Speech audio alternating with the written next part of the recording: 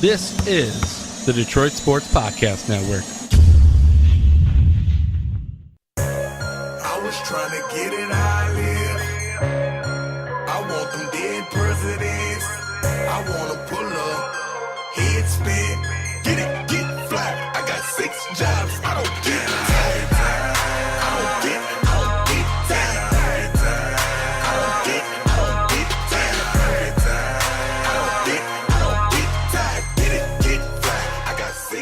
And we are still not tired on this week's episode of Two Bad Hombres. I am your host, Vito Churko, alongside my usual sidekick and broadcast partner and fun.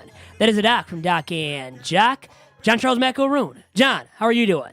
You know, Vito, being the executive producer of your fine podcast, I definitely am enjoying the opportunity to talk to you this weekend. And whenever we have a chance to, debut a new podcast, when people reach out and say, hey, I want to join your network. What are you about? How did you reach this level of success? It's always exciting. And then when you meet with people that are successful working in the field, that's why I wanted to do this project, was to build something that people wanted to be a part of. And we got an in-studio guest. I'm looking forward to the debut of this podcast. I probably will be producing or helping out with the podcast if they don't realize what a fraud I am and be like, okay, dude, just shut the fuck up and relax and relax and don't say anything.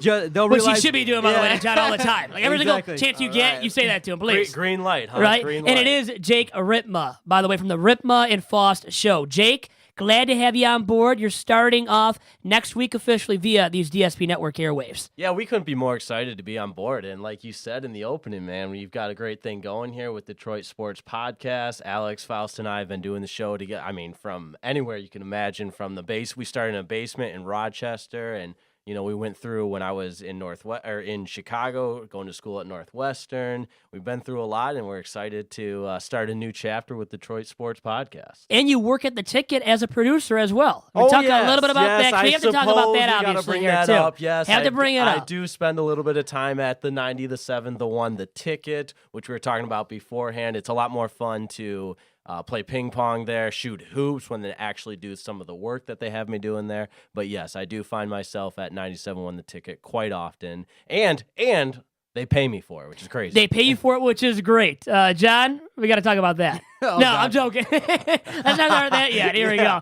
But exactly. you also write articles now for the Ticket. I saw as well this week an article about the Lions draft picks, and you got some reaction to it, to say the least. Yeah, so I started doing some digital work for 971theticket.com, and it's real easy. You write what's on your mind, and this great city, which we love, they're passionate, especially about their Lions, and more often than not, if it's an opinion piece, there's going to be some reaction. And that's exactly what we had with my piece on the Lions draft, which I don't want to spoil it, but what better time than now to dive right into it? I hated everything about it. Hated everything about, for sure, rounds 1 and 2, but don't stop there. Going into rounds 3, 4, 5, 6, 7, and 8. And maybe my favorite part of this draft might just be the undrafted free agents that the Lions signed. So how do you take in the draft? Because some people go out to the bar, some people will gather with friends, some people actually go out to Nashville and be part of the scene. I always love seeing the Lions fans wearing jerseys. And if you watch the draft on television, there's always a funny moment around round 4 or 5 where the commissioner or somebody else that's announcing it will say the name. The guy looks into the camera and's like, that second pause, like, who the hell is this guy? Then they clap. They're like, yeah, wait, I'm on TV. I gotta be excited. Which usually that's like rounds 4, 5, and 6. But for the Lions, that was rounds 1 and 2 this year, which is not a good thing. But it's a good question because I more than anything, I love the entertainment value that sports brings us, and I think the draft is, for lack of a better term, an excuse to kind of celebrate that entertainment value in the month of April, which we don't get much to celebrate in the month of April. The fall, you've got every single Sunday you can have your favorite, your wing spot, your beer, whatever you need to take in a football game. And to watch the Lions lose. Yes, precisely. Right? Yeah. But for the draft, it's that one date or that one weekend circled on the calendar where you have the green light to knock some back with some buddies, to bring in the entertainment side of the draft. And I say all that, and this year, Thursday night, I was in front of my laptop like a huge nerd taking notes, and I had to have something to write about, of course, so I wanted to make sure that I was taking it in the most professional way possible. But normally I'm a I'm a go out to a bar guy and, a big meal, drinks, that sort of thing. But this year I was at home. On these airwaves, on the Doc and Jock podcast, the one that we started 6 years ago, I said, absolutely, don't worry. The Lions are not taking the tight end. Please, just hear me out. They're not going to do it. That's just a big smoke screen.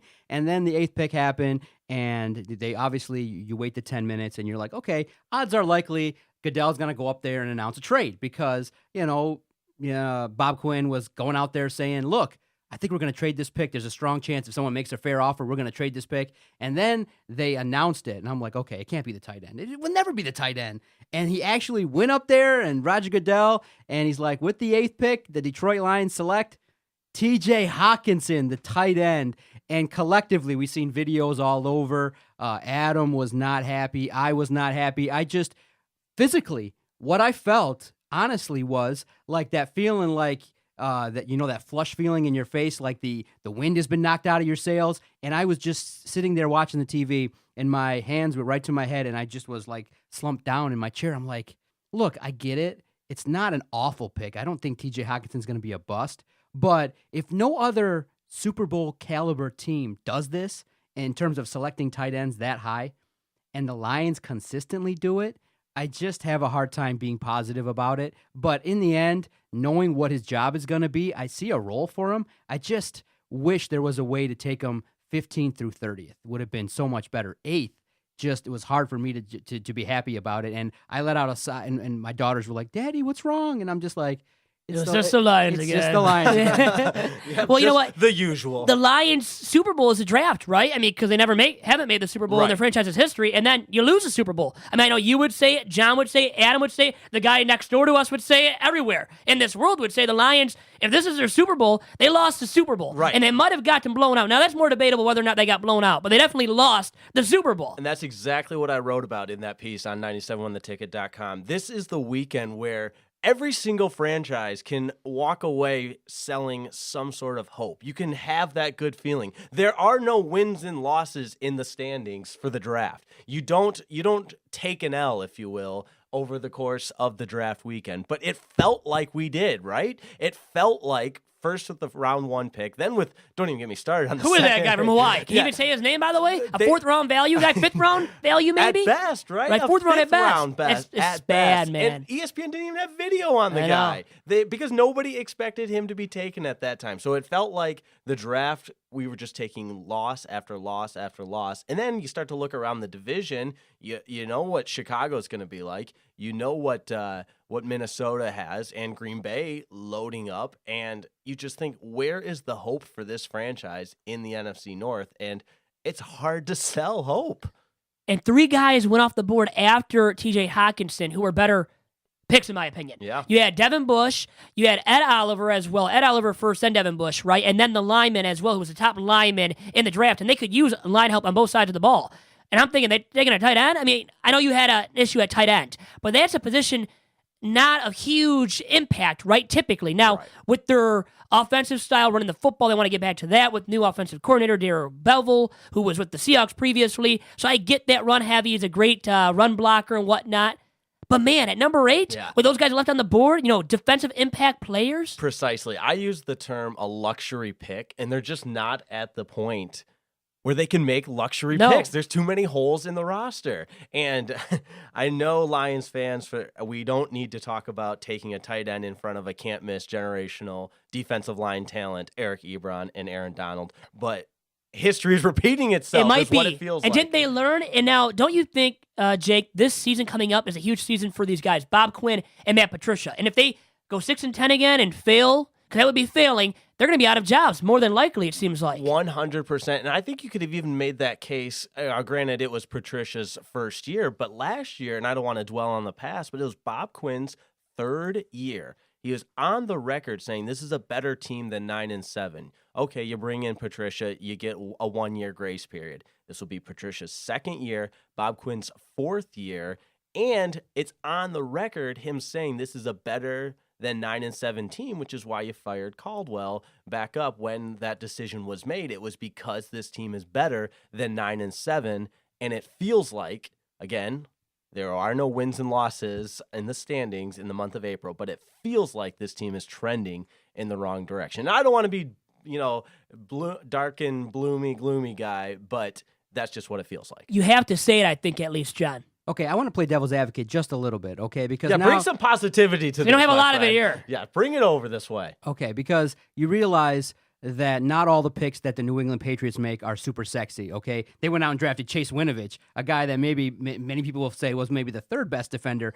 in that draft for the Michigan Wolverines. Well, it's where they got him, though. Yep. I'll let the you value. finish, though. But Yeah. that's the Patriots way, John. The Patriots way. We're going to bring the Patriots way to Detroit. I understand value. I understand where everybody's looking at, and they're saying, well, you know what? We got to get these guys that we all know. But it's obvious that now Bob Quinn has put out in his 4 drafts that at times now in his working relationship with Matt Patricia, they're likely going to take a guy that fits their scheme over the name and the talent out there. And they're willing to draft a guy that many people, even ESPN, don't even know about. And their narrative was that, you know what, we feel like this guy would have been taken in the second round. He would not be there. So I do think that we do got to give Bob Quinn a chance because there are some draft picks that have hit. Okay, look at last year. Tracy Walker was a guy that Adam sat over there, and he said the same thing. We were all like, who the hell's Tracy Walker? And he seems to be a guy that can contribute. Now, there are other draft picks that we can pick apart, obviously choosing Michael Roberts over the tight end in San Francisco, who is amazing. George Kittle. Exactly. Yep. So we can pick apart and say, okay, you're not drafting the best players, but what he's putting out there is, this is my plan. I'm going to get guys that fit Matt Patricia's scheme, and we're going to get guys that in a couple years we think can contribute to a defense that, you know what? The New England Patriots copied the Detroit Lions game plan versus the Rams. They said, we looked at that film, and the Lions were one of the teams that actually slowed down the Rams this year. So, yes, I understand many fans are not going to be happy. Like I said, the blood literally left my body when they took the tight end. But if TJ Hockenson blocks for CJ Anderson and blocks for Kerryon Johnson, and they have this offense that, can win, can score maybe 17 to 20 points a game, and your defense only gives up 10, and you slow it down and play this system, and it actually works out. I mean, in the Super Bowl, most people bet the over, but it was actually a 13-3 slugfest. If the Lions are building that way and they can execute it, I think a couple of these picks might not be as bad as everybody's making it out to be. Well, they added Trey Flowers in the offseason from the New England Patriots. So supposedly they're following this Patriots way, getting all these former Patriot guys and drafting these Patriot-esque players.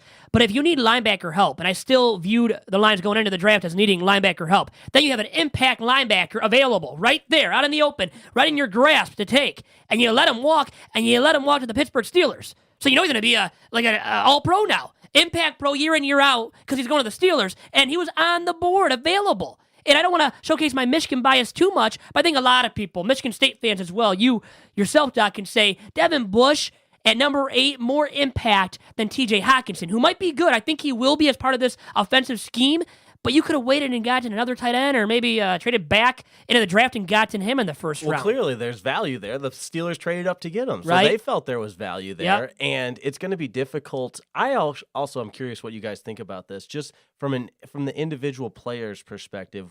Every time we talk about TJ Hockenson and every time we talk about the different players that the Lions took, we're always going to be thinking of who they could have had. Yes, it's going to be Ed forever. Oliver. And I know Josh Allen didn't slide, he didn't fall all the way to number 8, but for TJ Hockenson to be sandwiched in between Josh Allen and Ed Oliver, it's going to be so hard, almost to the point of not even fair to TJ Hockenson. He's got to be this world beater, and because of the expectations of taking a tight end at that number 8 pick. And then the second rounder guys. So were they duped by the Patriots? Supposedly they thought the Patriots were going to take him in the second round because they met with them. Bill Belichick met with them. Almighty Bill Belichick, who I love, a lot of respect for him. I like that Chase Winovich pick, by the way, not just because of my Michigan bias. But picking him in the second round, were they duped by the Pats because they met with him as well? What do you think about that, Jake? I heard, and I thought about this a lot. Jahlani Tavai, Yes. the flying Hawaiian, not actually, that's Shane Victorino, but we're going to go, he played for Hawaii, and there was no tape on him when he was drafted. It was surprised by everyone. But one take I heard that was interesting and stood out to me is Bob Quinn and Matt Patricia still believe in that, for lack of a better term, that old school big middle linebacker that you can center your defense around, as opposed to Jared Davis, who's not necessarily fitting that mold. And they felt like Jahlani Tavai fit that big old school style middle linebacker that you can put in the middle of your defense and be the cornerstone of that defense. And it's and Bob Quinn even mentioned this on the ticket. It's so difficult to get into the hypotheticals of, is he going to be around in the third? You do your due diligence and study what other teams are going to be taking and who projecting their needs. And it's so difficult to project if Jahlani Tavai would have been around in the third, even fourth, and hell, even fifth round, which a lot of people were projecting him, that they felt like they had to take him in that second round. See, I also view it like this, though, to play a devil's advocate here. Were they outsmarting themselves by thinking that way as well? So, yeah. I think they were trying to be the smartest man in the room. Smartest guy in the room. And I think How at many times times when have you we try heard to do that? that, you're the dumbest guy in the Right. room, right? Is what almost happens. John? But you guys are discounting the fact that Patricia and Quinn have a working relationship. They know what they want. So obviously Quinn is looking at a defender, and he's going to go to Matt Patricia and say, what do you think of this guy? And obviously in the second round, after in the first round you took a tight end, you're going to look to a guy that the head coach is going to approve of. So he feels like, and remember, who traded for Kyle Van Noy?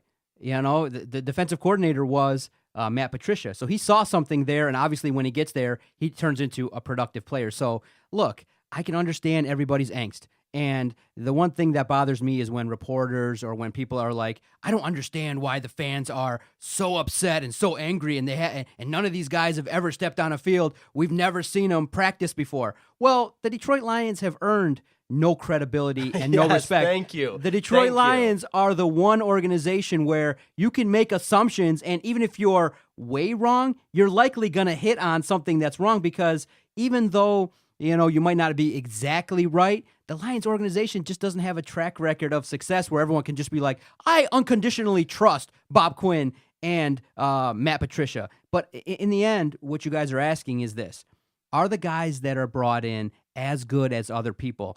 What I'm trying to understand and wrap my mind around is, I'm more of a guy philosophically is, give me the best talented individual, give me his talents, and I'll fit a scheme to make it work. But what the Lions are saying to everybody is, look, trust us.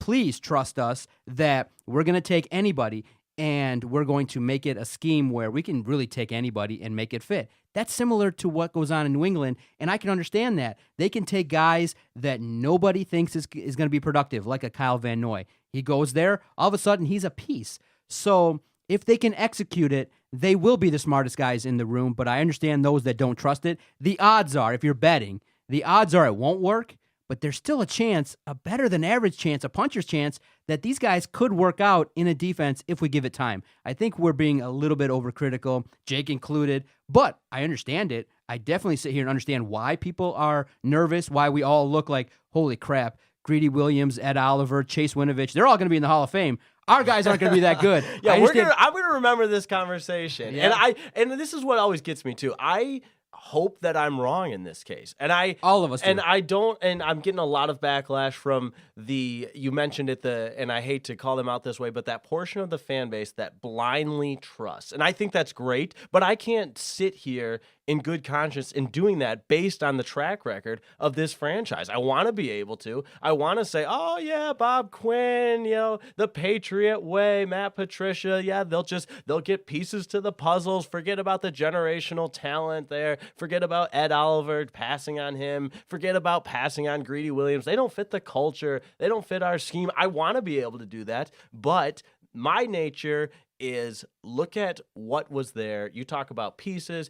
You also mentioned the best players available. I think, and Jacksonville's a case of this, I don't think they ever thought Josh Allen was going to be there at number 7. When a talent like that is there, grab him and we'll figure out where to put him. And I don't think Bob Quinn or Matt Patricia have that approach whatsoever. So Jake, sitting here right now, you're sensing that Bob Quinn, the Lions, are screwed in 2019 based on what they got. They didn't get enough to raise anyone's expectations that, based on what they got a lot of work to do in free agency. Maybe some of these guys that they drafted, that they picked up in the, after the draft is over, in the, undrafted free agents, that maybe a couple of these guys can be productive and be plugged in, at least in depth positions? You feel like they're really screwed based on what they did here in 2019 in the draft? I mean, screwed is that's quite the it's quite the take, as they say. It's quite the hot take, if you will. And I don't want to pretend like here in the as we close out the month of April and move into May that I've got all the answers for a team that won't play a game, won't line it up until the fall. But if you look at the division and then you look at the way this team drafted and the overall sense around it, I don't feel great. I don't feel like this team got better. I felt like there were a lot of holes, and one of my glaring holes was the departure of TJ Lang at that guard position. And sure, they signed a couple of undrafted free agents to fill the offensive line, but they're undrafted for a reason. I think there were instances in the draft in which they could have filled that hole at guard. So I'm a little disappointed in that. And overall, yeah, I don't think.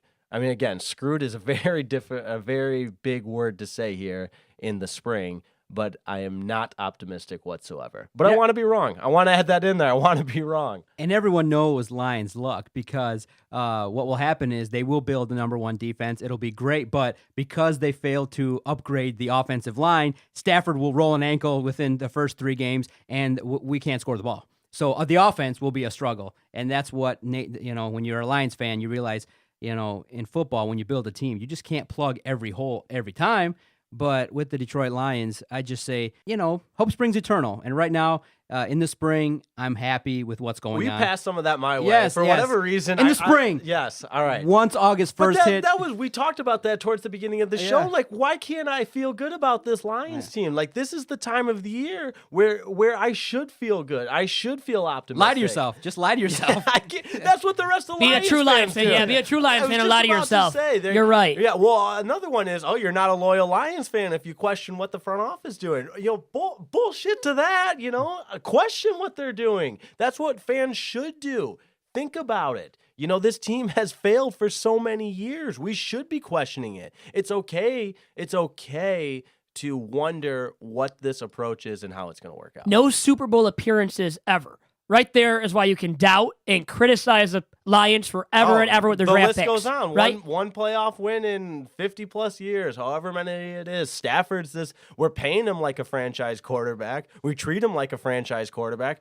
How many times have you heard this? Surround him with weapons. And they've had the weapons for so, years and years. Golden Tate, as recently as last season. Calvin Johnson, an all-pro. A guy that's going to be a Hall of Famer one day as well. But, yeah, you got to doubt the Lions and their draft picks because of what's happened in the past and under the leadership of Bob Quinn as well. One name, Tease Tabor. How about him?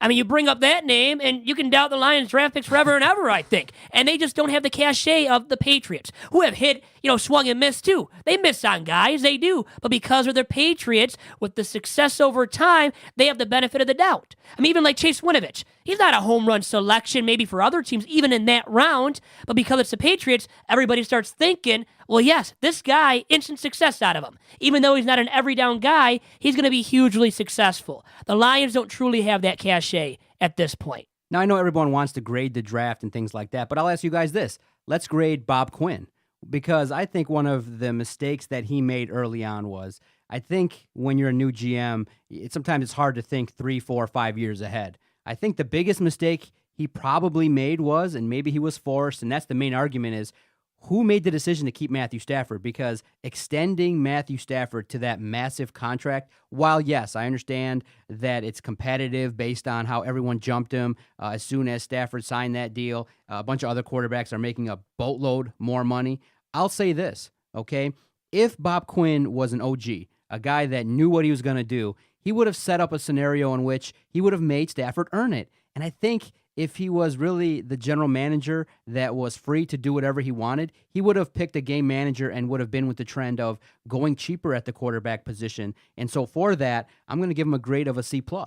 Okay, not a failing grade. I know many will say D, F, because of the fact that the Lions haven't been successful in the postseason, and a lot of the draft picks are questionable. A lot of guys, even under Quinn's regime, have maybe not performed to the level that we all want.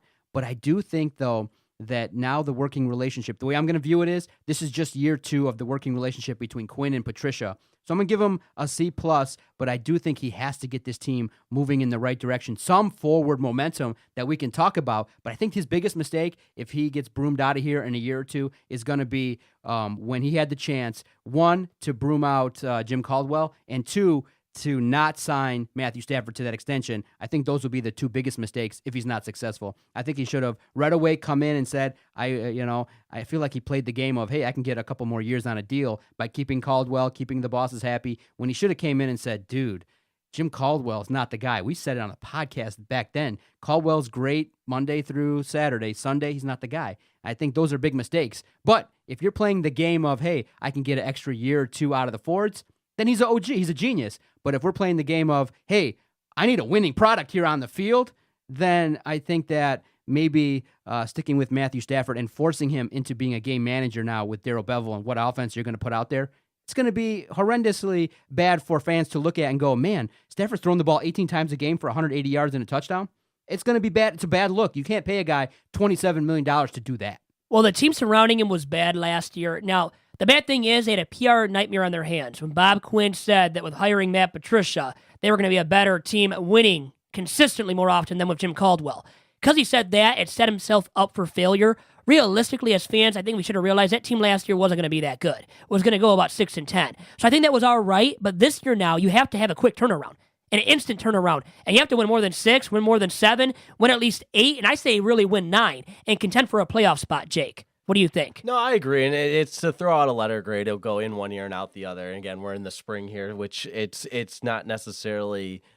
I guess it's pointless to give him a letter grade, but even though John already did it, but right. we don't even value his opinion anyways. It's pointless anyway. No. Bob Quinn's job, C+, so far, not the draft. you can grade Bob that. Quinn's Yes, job. that's easier to grade. It's you almost have to look at like what we've said here. You got to look at this in two different chapters. You have the Caldwell era and that kind of whether for one reason or another, if it was by design, that slowed the process, and now we enter this new era with Matt Patricia. And okay, year one didn't go as planned. This team was promised to be better than 9-7. Which, why you come out and say that, yes, sell hope to the fan base, but you also set yourself up for scrutiny, which, albeit deservedly so.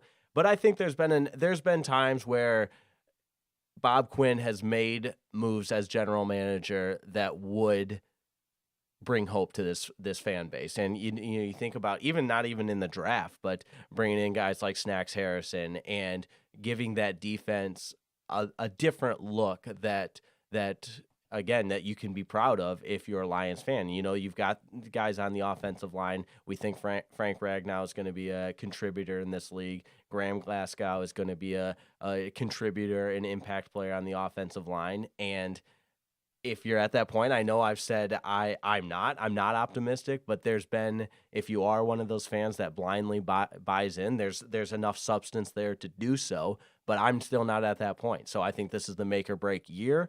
And he's got to be better than 9-7, so it's got to be 10-6 or better. And I don't see that from this team. So, I mean, I guess to the grade point, I guess it's a D-, needing a D-, needing a very statement year to pass. Otherwise, I'm done with the Bob Quinn administration and done with that whole era and ready to move on. Talent-wise, I believe they can win 9. And typically, you see these teams making these big turnarounds. But a big turnaround typically is only 3 wins, let's say. You go from 6-9, you're still not a playoff team. You really have to go from 6-10. Can you make that big of a jump? This team, I think, is more that 9-7 squad. The only thing really quick, guys, in defense of the Lions, though, is their division. I don't view it as that strong from top to bottom. Vikings are good, but underachieved last year. Maybe they're due for a bounce back this season. Packers, though, I don't think they're as good as people think anymore with Aaron Rodgers, who I love. I loved him for a long, long time, and last year he regressed, was hurt, playing hurt. Should be better this year if healthy, but that's a big question mark. Then in the first round of their draft, they took Rashawn Gary, who I'm a Michigan dude once again, but I didn't love that pick for them there. His motor's not always there, has that shoulder issue now as well. I don't know about that for the Pack. And they lost some guys. Did they gain enough back to replace that production from a season ago? And I don't know about that. First-year head coach with Matt LaFleur. First-year head coach as well. So there are but Patricia's a second-year head man now. Watch out, guys. Right, yeah, all right, he's coming for you. Tons of experience now. Tons of experience. But the Lions at least have that, I think, working in their favor. And it's depending about what you think regarding the Vikings, though, too. Are they really in? I guess the Bears won the division. That's they won what the I was division, and gonna I say. almost forgot to say them, Right. but they are there. I hate to be high on a Chicago team because Lord knows a year in Chicago will make you hate every franchise there, especially the Bears. And I mean, if I had $1 for every time I heard that on the street. But point being, I think this Bears team is damn good. And I think Matt Nagy and company have things rolling in the right direction. And, I mean, take away a couple of missed field goals, and you can always do the if, ands, and buts thing. But in the playoffs last year, this Bears team looked every bit like a Super Bowl contending team, and I don't see any reason why they won't be back there in 2019. And then, guys, why did they make the playoffs last year? Mitchell Trubisky was good. Nagy was good as their head man, but I really believe a lot of it was predicated upon the production of Khalil Mack. Lions, I think, could have had that once again, to reiterate my point, in the first round of the draft, Ed Oliver, or Devin Bush, especially Ed Oliver, as a pass rusher. I mean, that's Khalil Mack right there, and probably not as good. Khalil Mack's one of a kind, right? Right. But still, I mean, God, he was right there. The position of that interior defensive line and even the edge rushers, they can impact, especially in Look at that last year, Khalil Mack, once again. Today's NFL, they can impact a game so much. Yeah. And they can cover, we talk about all the holes that the Lions have. A good pass rush, a good interior defensive line, the edge rushers, they can cover a lot of those holes defensively. Absolutely. All right, we're going to have a quick word from one of our great sponsors to finish out the podcast. Now you guys heard a little taste of Jake, and I think his podcast is going to be a welcome addition to this fine network, the Detroit Sports Podcast Network. Can't wait. Yes, sir. That's Bart Scott would say. Yes, sir. I can't wait either to hear the first edition. We'll talk to Jake about what his visions are for the show, what he thinks about podcasting in the second half, right after these words from Vito. So one of our fine sponsors at the Detroit Sports Podcast Network is DC Sports, with a great location at Lakeside Mall. And for all of your authentic memorabilia needs, please go to DetroitCitySports.com. Also, check them out on Twitter at DC Sports Detroit. And remember, once again, to check them out at Lakeside Mall with their terrific, terrific location. Yeah, Vito, I seen a couple signings upcoming for Steve Yzerman, a hidden signing. I seen a signing for Al Kaline. Al Kaline, Mr. Tiger himself, coming up and at now DC Sports. You've gone out there and covered it, and it's a great atmosphere there, very welcoming. DC Sports over there at Lakeside Mall, a staple over there at Lakeside, and a great sponsor of the network. We greatly appreciate working with them. And back here on Two Bad Hombres, and we are delighted to be joined in the studio this week by Jake Riepma from the Riepma and Faust Show.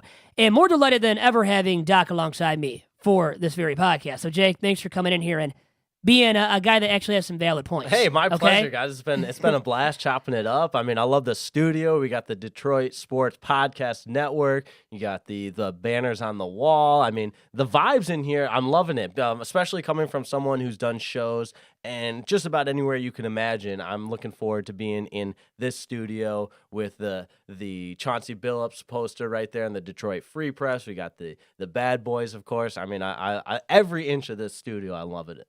And I think that's what draws people in, is we can have a conversation. Obviously, this is the first time we've done a podcast together, and what I liked about Jake and Alex was, hey, they just said, I think we like what you guys are doing. Tell us more about it. And what I like is those guys that are aggressive and say, look, I think we want to do it. And you guys came right in when we met and said, look, we did the same thing. I mean, Alex was out of the country. You guys still recorded. And from what I saw, you guys put out good content and that you guys were consistent. So how did you and Alex hook up, and how long have you guys been doing podcasts together? Well, really quick, don't say hook up, maybe. Right. Not want to use that kind of language, all right? Excuse me. Oh, sorry. I mean, he's a Link up. really good friend, but not like that, my friend. Thank you. Yes, but no, so Faust and I, I'm going to really go all the way back into the archives here. So Faust's father and my father were both football coaches in Midland, Michigan. Faust's father coached at the high school. My father coached at Northwood University. And Faust went on to play college football at Northern Illinois while I was still in high school. He's a little bit older than me. And then I committed to Northwood University to play football out of school the same year Faust transferred to Northwood. So we became college football teammates, and we had always had this connection, and he was great friends with my older brother, still is, we all still are great friends, that we both had this coach's kid connection, and we just played sports together. And now we're on the same team and whatnot at Northwood. And that always had that was kind of the foundation of our chemistry as good friends. And we went through Northwood together, had some crazy times playing football, and being a part of a college football program. We always said if Hard Knocks came to Northwood, it would be the #1 episode. It would be the bestseller. So we have some stories from the college football days, and then after college, we both took the Northwood idea, if you will, our business degree, got in the corporate world. I hated the corporate world. He's still in it, and his escape, if you will, was to do this podcast with me talking sports. And it started as the Great Lakes Forum. We were based out of Rochester, Michigan to begin with. Then I went back to Northwood, started working a little bit in the broadcast operations for Northwood in the sports information department, kept the podcast going. Then fast forward to 2017, I embarked upon my degree of a master's in broadcast journalism from Northwestern, a master's degree, and moved to Chicago. We kept the podcast going through that, and here we are in 2019. I'm back in Michigan working for 97.1 The Ticket, and he's kept going with the corporate thing. This is still his escape. Alex Faust, that is. So he's making the real money, obviously. Right. Obviously, it's like he's got to support us financially, and I go out and do the fun stuff with 97.1 The Ticket. But no, we have a great time on the show. We rip on each other nonstop, and I'm excited to bring Riepma and Faust to the Detroit Sports Podcast Network. I think it's great, and we can't discount the fact that Jake also is a host on The Ticket. You know, the producer show, I definitely listen in every Saturday night when there's an opportunity because it gives us a chance to listen to different voices, different opinions, and also to the callers that call up at 11 o'clock at night, slightly different because they might be intoxicated a little bit. Yeah, so it's you got to be on your toes. You never know what you're going to expect. You never know what you're going to expect. The takes are great, and Jake, when he's on, does a great job. So when I appreciate that. So when I saw that he was interested, I'm like, okay, wait a minute, am I dreaming here? Because this is what I wanted, was to build a platform where people wanted to maybe supplement the stuff that they're doing. Because look, we all love sports radio. We all love The Ticket. I'm definitely a fan. I listen all the time as much as humanly possible when I'm not podcasting. But this platform provides something totally different in that we can say whatever we want. Vito's in control. He can bring on hosts of different varieties. We can break it down and have niche programming like a baseball-specific show. And we can talk and talk and talk without any sort of interruption. So I like this platform. I like the ability to just say, okay, we're going to fire up a microphone, record it, and then do the work to make it the best production possible. So for me, it really is an artistic form to put out a podcast if it's done well. And I think the fact that you've come in here and said, okay, I want to do this and embrace it, and done well over 100 shows, and now you want to take it to the next level. I'm appreciative you said I want to do that here. And it's great because when we have better talent, it ups our game too. I can tell Vito's been slacking the last month or so. Now you're coming in. Now that you're in here, right? He's calling me right away. Well, I had something for him too. Trust me. So I was thinking the opposite. I'm like, dang, I'm taking notes over here. I'm gonna try to up your game. Exactly. There's not much to up to match my game. I need some one-on-one coaching from you after the show, man. I'm trying to get on your level, Vito. Jake comes in, Vito smiling, got a lot of takes. I was on the phone talking to somebody else. In the history of Two Bad Hombres, Vito's had like 4 Lions takes. All of a sudden, he's breaking down. Oh, I want Ed Oliver. I want this guy. Oh, I've never given any takes. I was on my A game to talk about the Lions with you, Jake. Cream rises to the top, man. Exactly. Competition breeds excellence, and that's one thing that's neat about the industry. Really, is it's we have everybody has a mutual respect for one another, but at the same time, let's bring out the best in what we can do for each and every one of us. So for those that are going to download your show, what are you going to bring to the table every Tuesday or so when it does drop? Because that's a tentative plan, is for your podcast to drop every Tuesday in this lineup. No doubt about it. We'll be Detroit-based, Detroit-focused. That's always, I think, when you start to define the core of your show, it's going to center around the Detroit sports. We're going to bring in a lot of guests, hopefully. And, you don't want to be the guy that promises the world either. I'm not going to go Bob Quinn on here and promise, to be better than 9-7. But we're going to strive to be the best that we can be. Bring in some guests from The Ticket. Both Alex and I I are pretty well connected through the coaches circle. Both my brother is in the coaching industry. Some of it might be some off the wall stuff too. We'll do some D2 stuff, being with our background with Northwood. I know Wayne State's just up the road here, very GLIAC oriented. And then depending on the season, man, we're both football guys. We make fun of each other for being football meathead guys. So we'll bring that to the table, and a lot of organic chemistry that it can only be brought upon two guys that have done over 100 shows together. Hey, that's unbelievable. I like it. Unbelievable. So, Doc, really quick, two things here. Jake and Alex are bringing some athletic ability to these airwaves because of easy. you. Hold on. Primarily, no, you and I both, but really, you guys are bringing some kind of athletic ability. I mean, you played in college. Yeah, all right. That still says a lot, and Adam even didn't. He's the jock of Doc and Jock. More athletic ability there than the guy across from me. I'm not going to name him, but it's true, right? He's a doc, and Adam's a jock for a reason. Vito, this was a perfect segue because Faust isn't here, so he can't defend himself. But if Faust ever tries to sell you guys on the fact that he was an athlete, he was a kicker. He was a kicker, really. He's a big dude for a kicker. He's a big dude, yes. I was going to say something about that, too. Now, it might be weird, but I think he looks like a guy that was drafted by the Lions.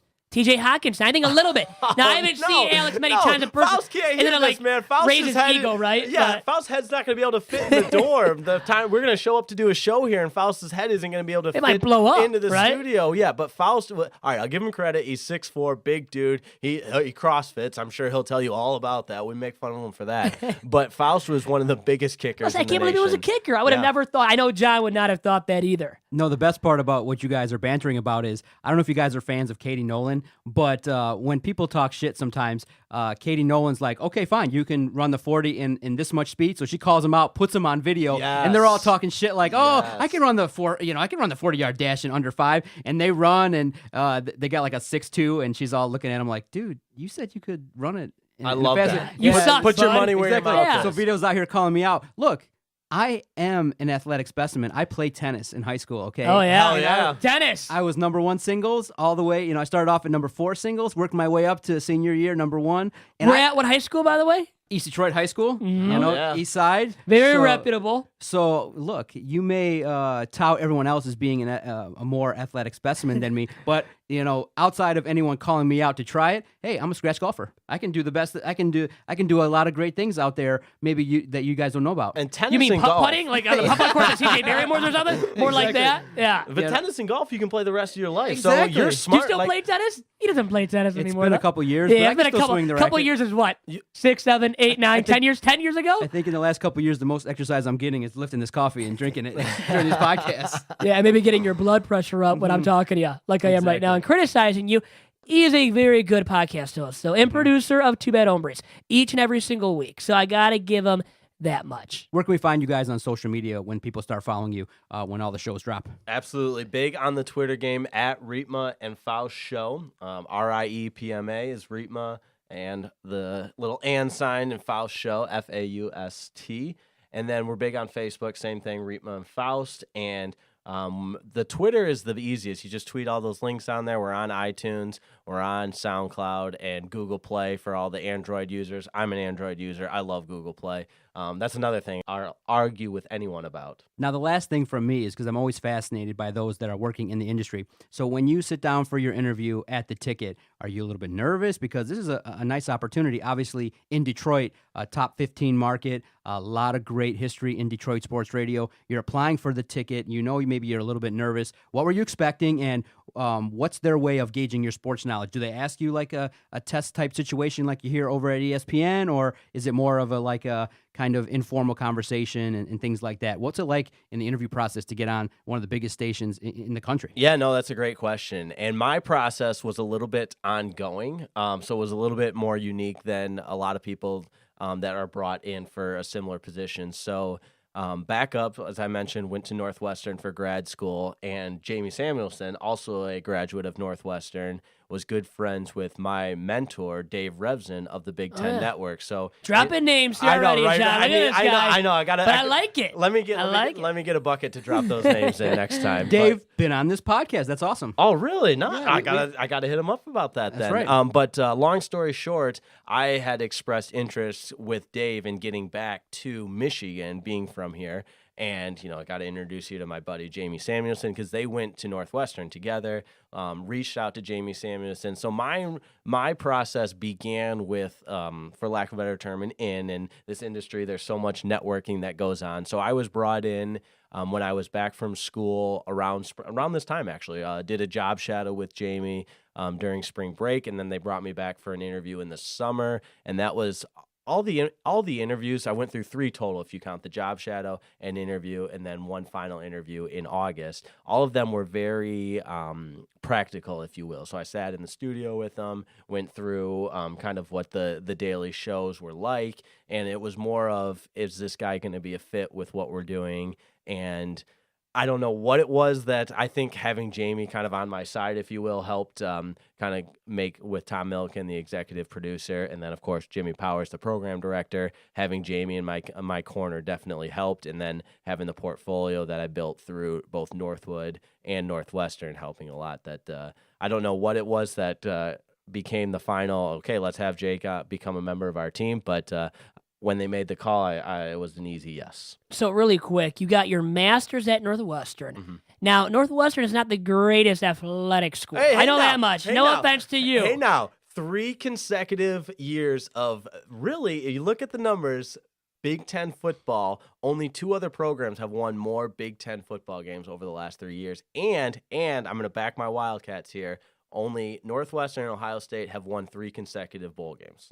So with that being said, I guess you answered my question. I guess you root on Northwestern athletically then. So I was wondering, because people go there, they get their masters, Yeah. it looks great on your resume, but they don't always root on the athletic teams. Yeah, no, what I always tell people is I'm NU through and through. So Northwood University, where my undergrad, I live and die. I bleed Columbia blue. I played there. My father coached there. My brother coaches there. Northwood, #1. But it's a Division II program in the GLIAC, so I needed a D1 team. And my Big Ten D1 team is Northwestern, no question about it. And I have no ties to Michigan. I have no ties to Michigan State. Sure, Good for you. Yeah, I have some. Makes it easier on you, right? Right. So I'll talk shit with anybody about my Northwestern Wildcats. And when the Cats went into Spartan Stadium this past fall and took it to Sparty, I was. John, do you remember that game? By the way, I was do? hitting up all my cousins, and now you can uncles. hit him up in the future too and rub it in. Yeah, when Clayton Thorson chucked 3 touchdowns and just picked apart that Spartan secondary. But no, I can be a Northwestern slap at times, but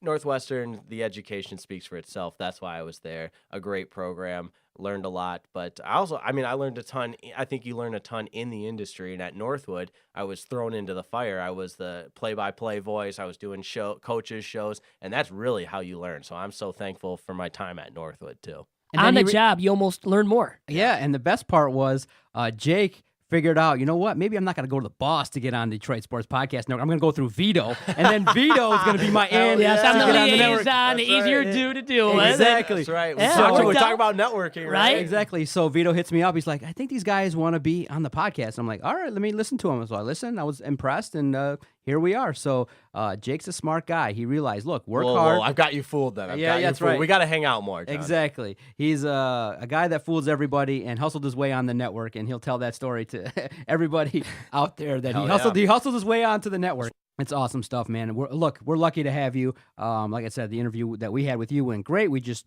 shot the breeze. We talked about what we wanted here, and obviously what we want here is a show that's going to bring it, a show every week that's going to, be consistent and go out there. And I think you and Alex are going to do a great job. So Tuesdays, look for the Riepma and Faust podcast. Follow them on Twitter at Riepma Faust Show, and you'll follow them and see them through our platform at Detroit Podcast. And Vito, you're vouching for them, so I am. This better be good. Big time expectations on you guys for me. Exactly. I don't want to lose my job over it. Because if they go away, we're going to have a meeting. Then I'm going away too. You know what? Should we clock his 40 before he starts next week? Yeah. Should there be a competition between you and Alex? Yeah, I would. You and Alex maybe around the 40? I'll take because Would you beat him? Oh, absolutely. I was never a combine guy, and I will take that. Every time the combine comes up, that's another time of the year in sports. You're like, what's really going on? It's a combine. I'm like, you know what? Stopwatches and bench presses, football's not played with those. Those aren't on the field. But for one weekend out of the year, sure, celebrate the combine. I hate the combine. I was never a combine guy, also because I'm not good at running the 40, couldn't lift a lot of weights. But when the ball, I had a nose for the ball. That's how I looked at it. Hey, at least you know what you're good at and what you're not good at. Right, And I think right. you're a good podcaster, Hey, I too. appreciate Starting that, next brother. week. Yes, right. That'll be fun to tune into, and it's been a pleasure speaking yeah. with you today. Great stuff, guys. Great talking to you as well, John. Kind of. Vito, always enjoy it. I enjoy podcasting with everybody, and it's a great platform. Always look forward to new shows joining the network, and it's a great time. Even though some people will call this the slow time in sports, it's a great time for the Detroit Sports Podcast Network. Find us, and for all news regarding the network, go to our website, DetroitSportsPodcast.com. Want to thank the sponsors who help keep the lights on and the mics hot here in Sterling Heights. And remember, we're at 2 Bad Hombres on Twitter. Remember that, too. Adios.